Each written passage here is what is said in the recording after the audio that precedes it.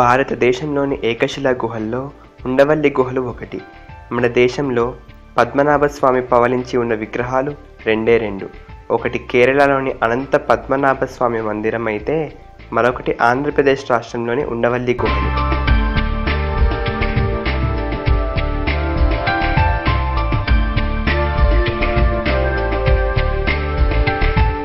పర్యాటకులు ఈ గుహల్ని సునాయాసంగా చేరుకోవచ్చు. ఇవి విజయవాడ నగరానికి నైరుతి దిక్కున 6 కిలోమీటర్ల దూరంలో ఉన్నాయి.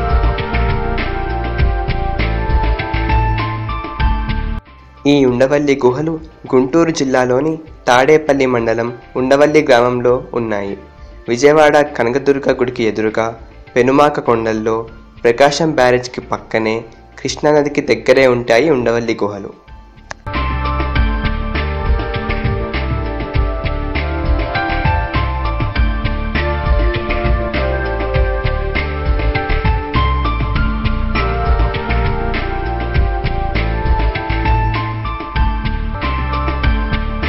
పచ్చని పంట పొలాలు, ప్రశాంతమైన వాతావరణం, ఓవైపు నదీ తీర ప్రాంతం, మరోవైపు చుట్టూ కొండలు, వీటికి తోడు శతాబ్దాల చరిత్ర.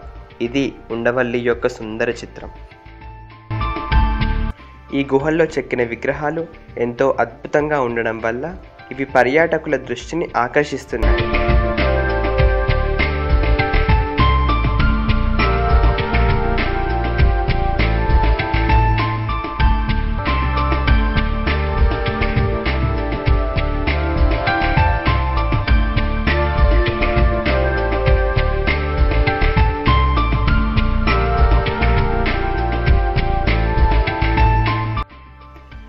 ఈ గుహాలయము క్రీస్తు శకం 7వ శతాబ్దంలో నిర్మితమైంది. వీటి నిర్మాణం 6వ శతాబ్దంలో మొదలై 13వ శతాబ్దంలో పూర్తయినట్టుగా ఇక్కడి శాసనాలు చెప్తున్నాయి. క్రీస్తు శకం 16వ శతాబ్దం వరకు ఇవి రాజపోషణలో ఉన్నాయి. అయితే కొంతమంది చరిత్రకారులు మాత్రం ఇవి 2 లేదా 3వ శతాబ్దంలో నిర్మితమైనట్టుగా చెప్తారు.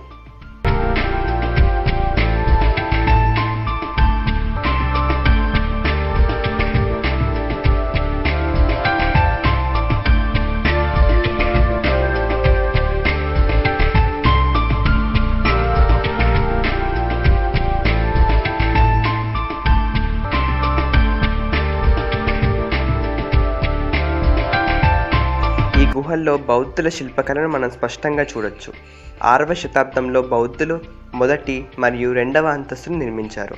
ఆ తర్వాతి కాలంలో హిందూ రాజులు 3వ అంతస్తును నిర్మించారు. ఆ తర్వాత ఎన్నో వందల సంవత్సరాల అనంతరం 4వ అంతస్తును నిర్మించారు.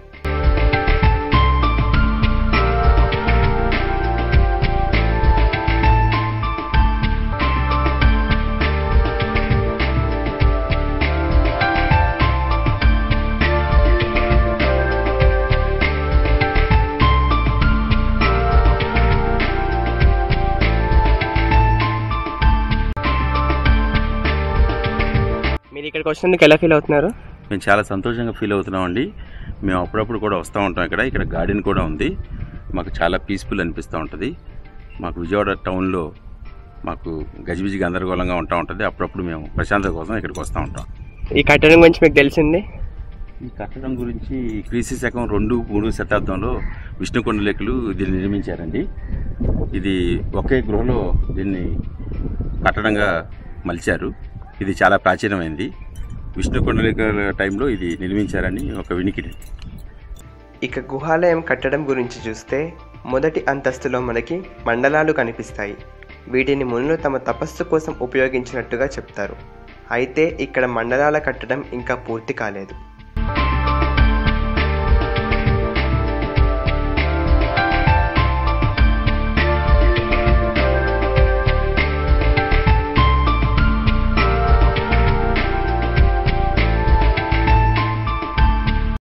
ఇక 2వ అంతస్తులో 16 మండలాలు కూడిన గర్భగుడిలో వినాయకుడు, దత్తాత్రేయ విగ్రహాలు ఉన్నాయి.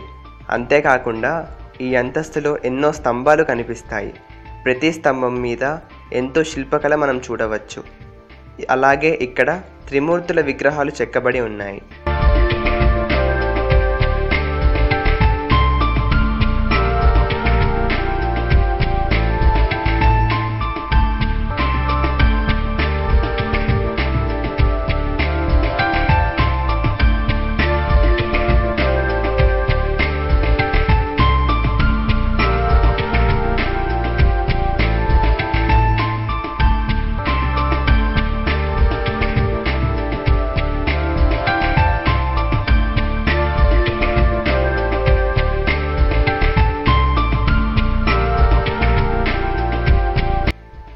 3వ అంతస్తులో ఎంతో విశిష్టమైన అనంత పద్మనాభ స్వామి ఆలయం మనం చూడవచ్చు.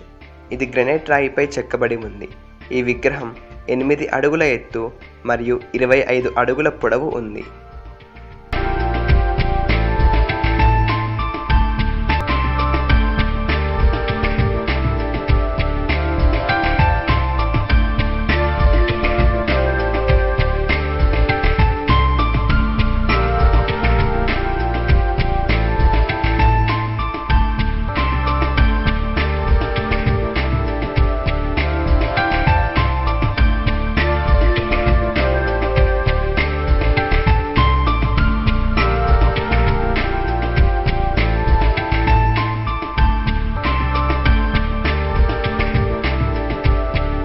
ఉండవల్లి గృహంలో కింద భాగంలో ఋషులు తపస్సు చేసుకునేవాళ్ళు, అలాగే మొదటి భాగంలో చిన్న చిన్న దేవుళ్ళ బొమ్మలతో 1వ అంతస్తు 2వ అంతస్తులో విష్ణుకుండిలో నిర్మించిన అనంత పద్మనాభ స్వామి విగ్రహం మీరు చూస్తున్నారు. ఏకశిల.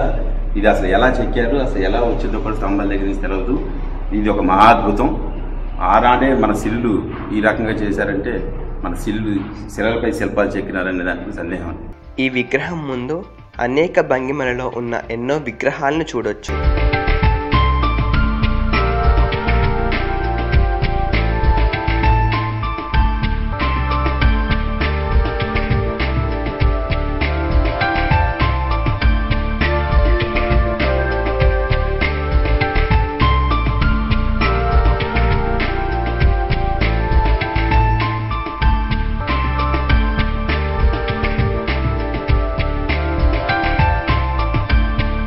కేరళలో అనంత పద్మనాభ స్వామి గుడి తర్వాత ఇక్కడ గుడే ఫేమస్. ఈ ఉండవల్లి గుడిలోనే ఇక్కడ ఈ గుడి ఉందని ఒక నాంది. పురాణాల ప్రకారం ఈ ఆలయం నుంచి పానకాల స్వామి ఆలయం వరకు 9 కిలోమీటర్ల మేర సొరంగ మార్గం ఉన్నట్టుగా ప్రచారం ఉంది. అయితే ఎన్నో వందల సంవత్సరాల క్రితమే ఈ సొరంగ మార్గాన్ని మూసివేసినట్టుగా చెప్తారు.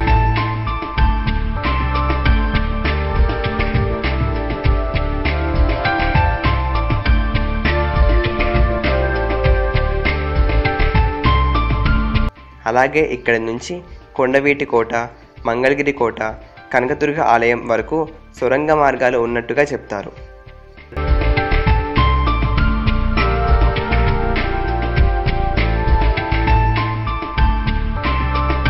ఇక ఇదే అంతస్తులో ఎన్నో స్తంభాలతో పాటు 3 మునీశ్వరుల విగ్రహాలను చూడవచ్చు.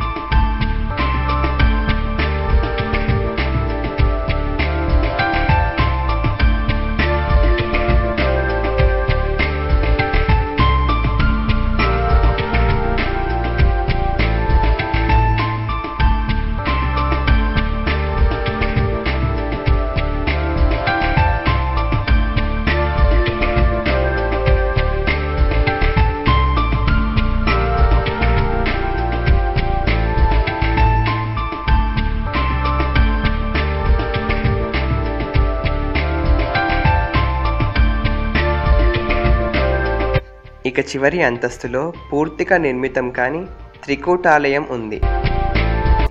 ఇక్కడి నుంచి చూస్తే మనకి ప్రకృతి ఒడిలో ఉన్నట్టుగా అనిపిస్తుంది.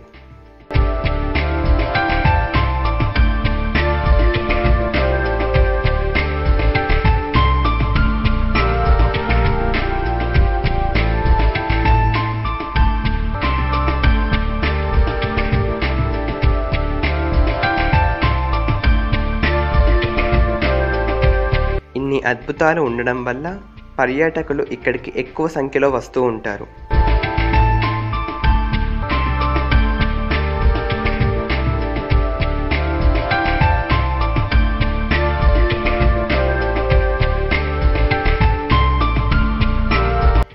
ఈ గుహలు కృష్ణానది భారీ వరదలు, ప్రకృతి వైపరీత్యాల కారణంగా ఎన్నో వందల సంవత్సరాలు మట్టిలో కూరుకుపోయాయి.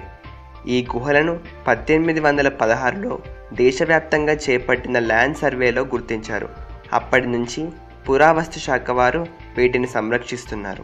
మేము archaeological survey of India science branch Hyderabad నుంచి సూపరింటెండింగ్ ఆర్కియలాజికల్ కెమిస్ట్ ఆధ్వర్యంలో ఇక్కడ కన్జర్వేషన్ వర్క్స్ అనేవి జరుగుతున్నాయి. ఈ వర్క్లో భాగంగా మనం ఈ 6-7 శతాబ్దాల నాటి ఈ అద్భుతమైన గుహలు యాక్చువల్గా మనకి మహారాష్ట్రలో ఉన్నాయి. మన ఆంధ్రప్రదేశ్లో చెప్పాలంటే ఇక్కడే ఉన్నాయి మనకి ఈ విధమైన గుహలు. ఇక్కడ మనం పరిశీలిస్తే ఈ సీయింగ్స్ పైన 3 రకాల లైమ్ ప్లాస్టర్స్ ఉన్నాయి. అంటే గుహల్లో సాధారణంగా ఈ ప్లాస్టర్స్ ఉంటాయి. ప్లాస్టర్ పైన అప్పట్లో ఏ మతం అయితే ఉందో ఆ మతానికి సంబంధించిన రేఖా చిత్రాలు, డ్రాయింగ్స్ అన్నీ ఉంటాయండి. అయితే మనకి ఇక్కడ ఉన్న ఈ ప్లాస్టర్స్ ఎంతవరకు అయితే ఉన్నాయో వాటిని మేము పరిరక్షిస్తున్నాం. వాటిలో భాగంగా వాటికి ఎడ్జింగ్, ఫిక్సింగ్ అనే వర్క్స్ అన్ని కూడా మేము ప్రజెంట్ చేస్తున్నామండి. ఎంచేతంటే భావితరాలకి ఈ గుహలు ఇలా ఉన్నాయి, వీటిలో ప్లాస్టింగ్ ఎట్లా ఉంది, వీటిలో రేఖా చిత్రాలు ఎట్లా ఉండేవి, అవన్నీ కూడా మనకి తెలుస్తాయి అన్నమాట. ఇక్కడ ఉన్న మరొక విశేషంగా ఒక వంతెన లాంటి నిర్మాణాన్ని మనం చూడవచ్చు. ఇది ఒక రహస్య మార్గంగా అనిపిస్తుంది. ఈ వంతెన ఒక చిన్న గుహకి దారి తీస్తుంది. ఇది గుహాలయంకి దూరంగా ప్రత్యేకంగా ఉండడం వల్ల దీంట్లో ఏదైనా రహస్యం దాగి ఉన్నట్టుగా చెప్తారు.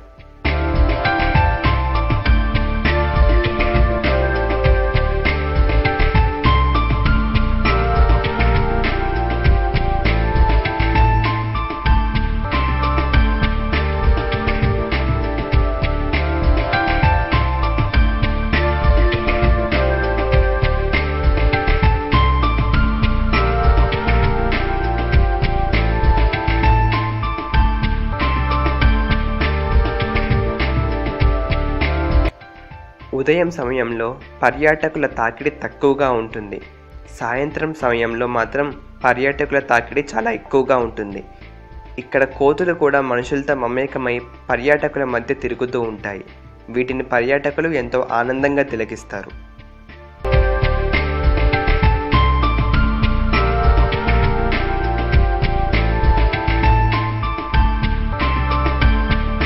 ఇక్కడ ప్రకృతి ఒడికి మధ్యలో ఈ గుహలు ఉండడమే కాకుండా ఇక్కడ ఉన్న ఉద్యానవనం కూడా పర్యాటకులు రావడానికి ఒక కారణం. ఇక్కడికి వచ్చిన పర్యాటకులు ఈ ఉద్యానవనంలో సేద తీరుతారు.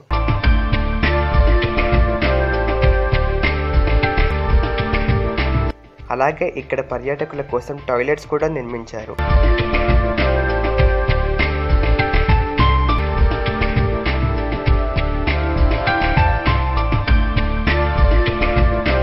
ఇన్ని విశిష్టతలు ఉన్నప్పటికీ ప్రభుత్వం ఈ గుహలను పెద్దగా పట్టించుకోవడం లేదు.